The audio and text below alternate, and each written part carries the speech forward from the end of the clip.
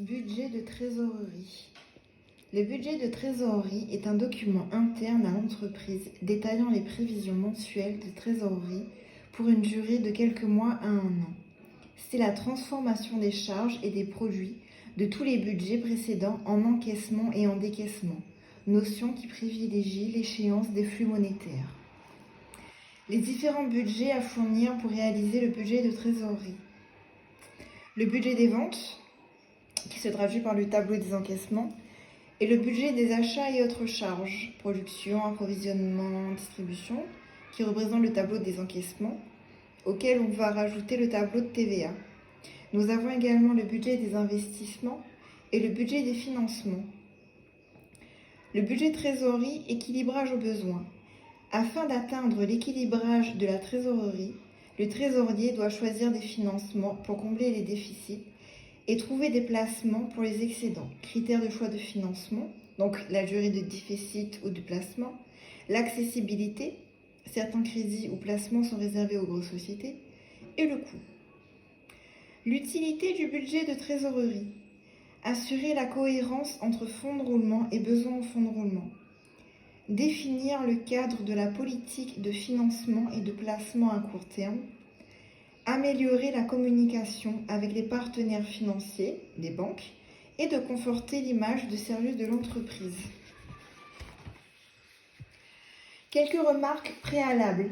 On ne retient que les produits encaissables excluent les reprises et leur quote-part de subvention virée au résultat, et les charges décaissables, on ne prend pas les dotations, ni la VCEAC, ni les variations de stock et le résultat.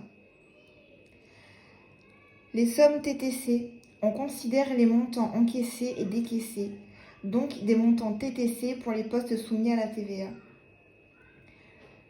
Soit on parle de décaissables et encaissables, car projection de ce qu'on va encaisser et décaisser les mois suivants.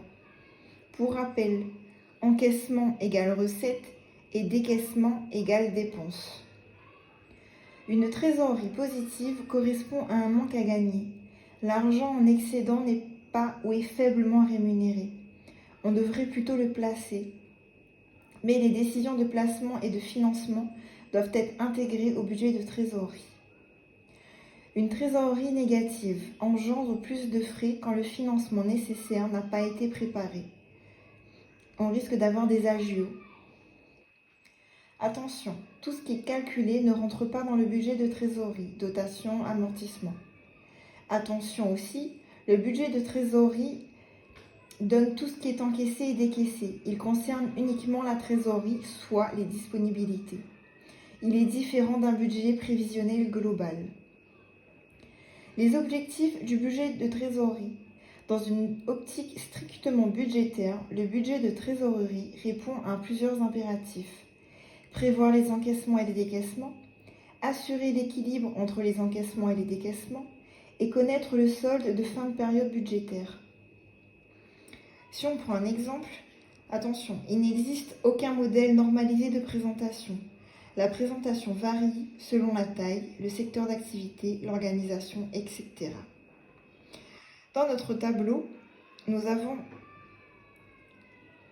la trésorerie initiale, plus le total des encaissements avec équilibrage, plus les escomptes nets d'agio, moins les effets déjà escomptés.